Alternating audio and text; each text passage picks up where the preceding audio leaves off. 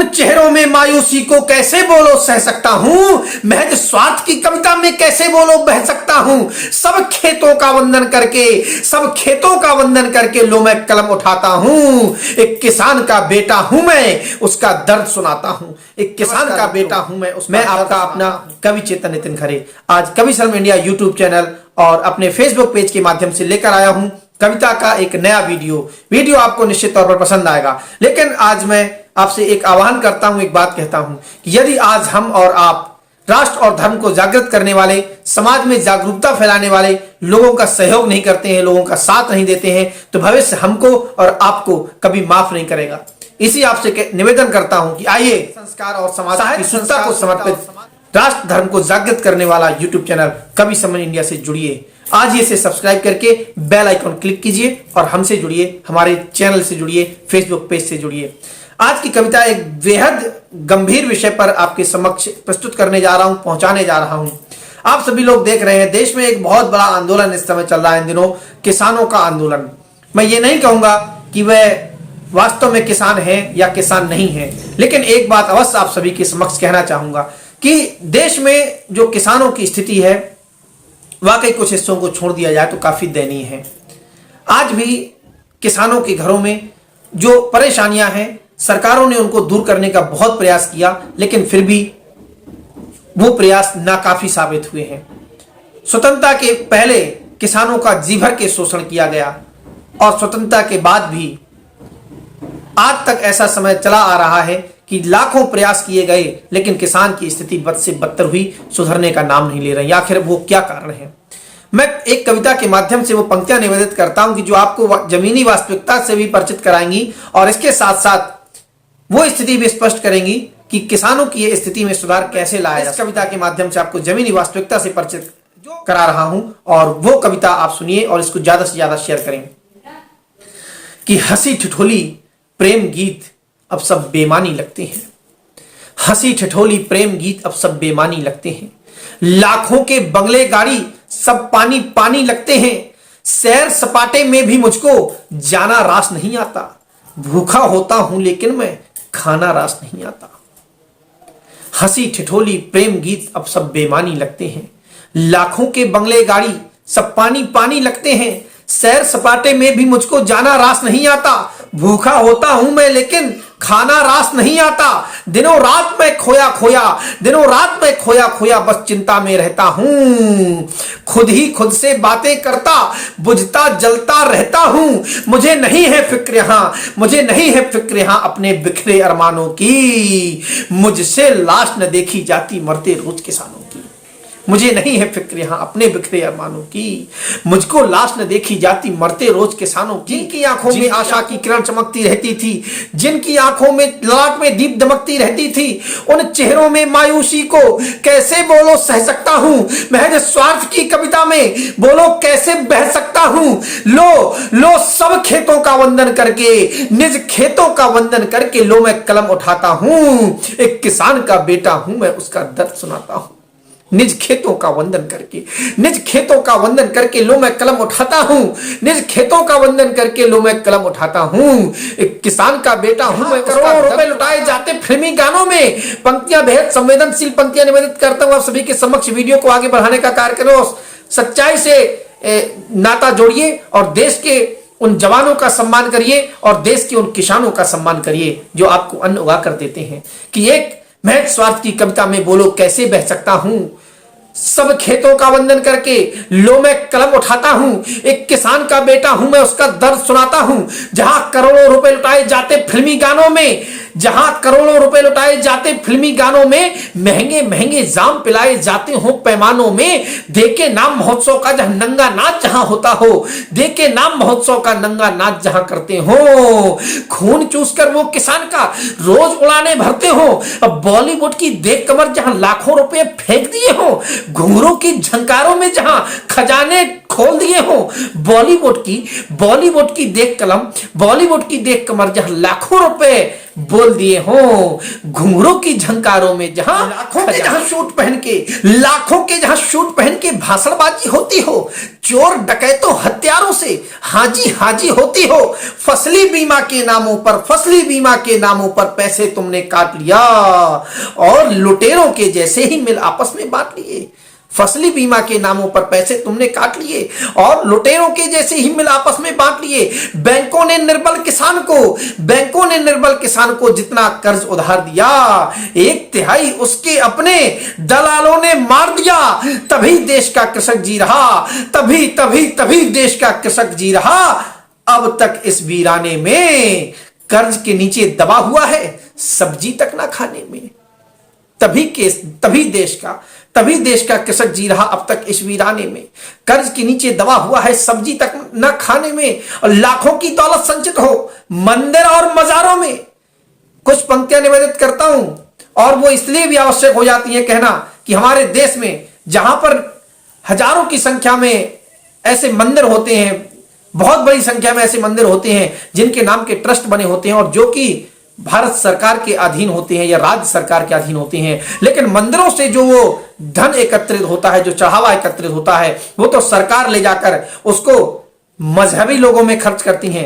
उनको एक मजहब विशेष के लोगों को बढ़ावा देने के लिए उन पर खर्च किया जाता है। और वहीं जब दूसरी तरफ मजारों में पैसा मिलता है, दूसरी तरफ मस्जिदों में पैसा मिलता है, तो उस पैसे को आप एक पाई भी नहीं ले पाते हैं, उसका एक पाई भी हिसाब नहीं रख पाते हैं आप।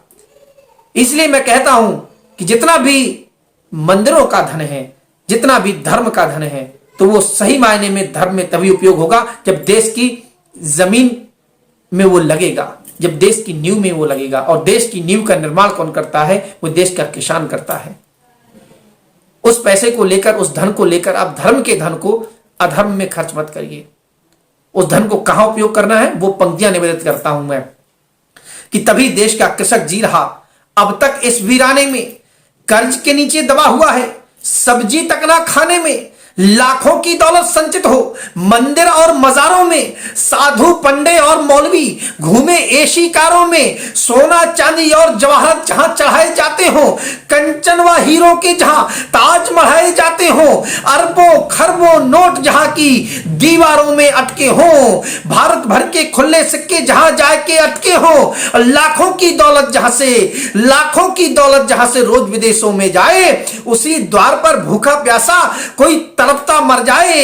कुछ भी तो ना अर्जित होगा, कुछ भी तो ना अर्जित होगा चादर वहां चढ़ाने से, कुछ भी तो ना अर्जित होगा चादर वहां चढ़ाने से। जब उसके ही बच्चे, कुछ भी तो ना अर्जित होगा चादर वहां चढ़ाने से, जब उसके ही बच्चे लाखों वंचित कपड़े पाने से। भला इसको धन दौलत की, भला इसको धन दौलत की एक तर्क देता हूं कि भला भला भला इसको धन दौलत की बोलो कब से चाय हुई, और बताओ एक गरीब से बढ़कर कैसे दरगाह हुई। भला भला इसको धन दौलत की बोलो कैसे चाय हुई, और बताओ एक गरीब से बढ़कर भी तो ना अर्जित होगा चादर वहां चढ़ाने से। जब उसके ही बच्चे वंचित रहते कपड़े पाने से। भला इसको धन दौलत की, भला इसको धन दौलत की बोलो कब से चाय हुई, और बताओ एक गरीब से बढ़कर कैसे दरगाह हुई। सच्चे मन से अगर हमें जो तनिक पुण्य भी करना है, सच्चे मन से अगर हमें जो तनिक पुण्य भी करना है, सबसे पहले भूमिपुत्र के ही घावों को भरना है। हमें बदलना ही होगा अब, हमें बदलना ही होगा अब। धर्म के इन पैमानों को पूरा पैसा भेजा जाए मरते हुए किसानों को। सच्चे मन से अगर हमें जो तनिक पुण्य भी करना है, सबसे पहले भूमिपुत्र के ही घावों को भरना है। हमें बदलना ही होगा अब, हमें बदलना ही होगा अब। धर्म के इन पैमानों को पूरा पैसा भेजा जाए मरते हुए किसानों को। और सरकारी स्रोतों का अब अनुदान छलावा लगता है, सरकारी स्रोतों का अब अनुदान छलावा लगता है। अफसर बाबू लोगों का ईमान छलावा लगता है।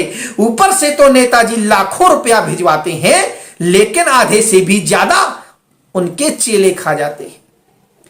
इसकी वास्तविकता एक छोटा सा उदाहरण देना चाहता हूं कि हमारे देश में उत्तर प्रदेश के मुख्यमंत्री परम पूज्य योगी आदित्यनाथ जी ने एक योजना शुरू की, जिसके अंतर्गत पूरे प्रदेश में गांव-गांव में अन्ना गौवंश है, जो निराश्रित गौवंश था, उसको बचाने के लिए गांव-गांव में शासन स्तर पर गौशालाएं बनाई गई। लेकिन आज तक उन गौशालाओं की इस तरह की मॉनिटरिंग नहीं हुई है कि वास्तव में वहां पर जो बजट आवंटित किया जा रहा है तो उसका उपयोग हो रहा है, नहीं हो रहा है।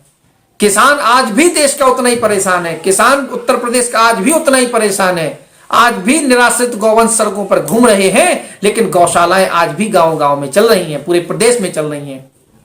इसलिए कहना पड़ता है कि सरकारी स्रोतों का अब अनुदान छलावा लगता है, अफसर बाबू लोगों का ईमान छलावा लगता है। ऊपर से तो नेताजी लाखों रुपया भिजवाते हैं, लेकिन आधे से भी ज्यादा चेले ही खा जाते हैं। कैसे मरहम लग पाएगा, कैसे मरहम लग पाएगा, कैसे मरहम लग पाएगा हुए घाव इन ताजों पे, खड़े हुए मुस्तैद दलाल जब सरकारी दरवाजों पे। कैसे मरहम लग पाएगा हुए घाव इन ताजों पे, खड़े हुए मुस्तैद दलाल जब सरकारी दरवाजों पे। कुछ भी पाने की खातिर, कुछ भी पाने की खातिर वो अगर बैंक में जाता है, पहले उससे चाय पान में खर्च कराया जाता है, इसके बाद वहां कमीशन वाली बातें होती हैं। एक वास्तविकता, एक सच्चाई उजागर कर रहा हूं, सच्चाई बता रहा हूं इस वीडियो के माध्यम से कि कुछ भी किसान की क्या स्थिति होती है जब वो गांव से निकलता है, अपने गांव से एक भोला भाला किसान छोटा सा झोला लेकर, और वो जाता है किसी बैंक के दरवाजे पर। यहां से तो प्रधानमंत्री जी ने, मुख्यमंत्री जी ने घोषणा कर दी कि किसानों को 50,000 तक का कर्ज मुफ्त में दिया जाएगा, किसानों के लिए, बेरोजगारों के लिए बिना गारंटी के लोन दिया जाएगा। बहुत सारी ऐसी योजनाएं होती हैं। कामधेनु योजना के अंतर्गत आप ये कर सकते हैं, गौशालाओं से गौवंश को लाइए, घर में रखिए अपने, उनको आश्रय दीजिए, 900 रुपए प्रति महीना आपको दिया जाएगा। लेकिन इसकी मॉनिटरिंग कौन करेगा? किसान की स्थिति तो आज भी वही है, उसको मिल कुछ नहीं रहा है। तब कहना पड़ता है कुछ भी पाने की खातिर उस गांव के किसान की स्थिति, जो निकलता है घर से अपने झोला लेकर, दोपहर का खाना लेकर, रोटी लेकर निकलता है, और वो जाकर जब किसी बैंक के दरवाजे पर जाता है तो उसके साथ क्या बातें होती हैं। कुछ भी पाने की खातिर वो अगर बैंक में जाता है, पहले उससे चाय पान में खर्च कराया जाता है, इसके बाद वहां कमीशन वाली बातें होती हैं, इसके बाद वहां कमीशन वाली बातें होती हैं। देख देख कर हालत किसान की, मानवता भी रोती है।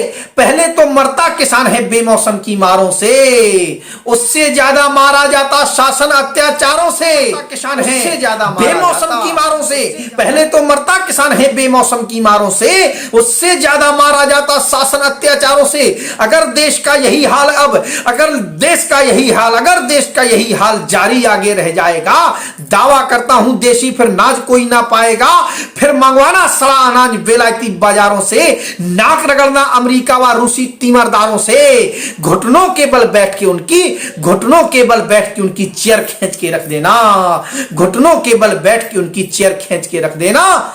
बचा खुचा ये भी तुम अपना देश बेच कर रख देना, घुटनों के बल बैठ के उनकी। और अंतिम 4 पंक्तियां निवेदित करते हुए, उस भूमिपुत्र के चरणों में प्रणाम करते हुए अपनी वाणी को विराम दूंगा।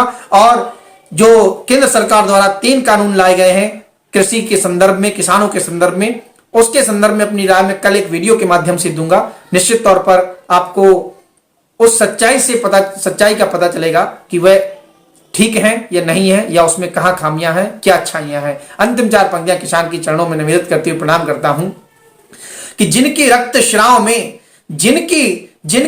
श्राव में भी मातृभूमि का स्पंदन है, जिनकी रक्त श्राव में भी मातृभूमि का स्पंदन है, जिनको अपने खेतों की ही मिट्टी लगती चंदन है, जिनकी रक्त श्राव में भी मातृभूमि का स्पंदन है, जिनको अपने खेतों की ही मिट्टी लगती चंदन है, जिनके पोर पोर में सच्चा हिंदुस्तान धड़कता है, ऐसे वसुधा के नंदन को मेरा शत वंदन है। ऐसे वसुधा के नंदन को मेरा शत वंदन है। ऐसे वसुधा के नंदन की बहुत बहुत धन्यवाद। जय हिंद, जय भारत, वंदे मातरम। और इस चैनल को अभी सब्सक्राइब करके बेल आइकन क्लिक कीजिए और इस वीडियो को ज्यादा से ज्यादा प्रसारित करने का कार्य करिए। बहुत बहुत धन्यवाद। हर हर महादेव, हर हर महादेव, हर हर महादेव।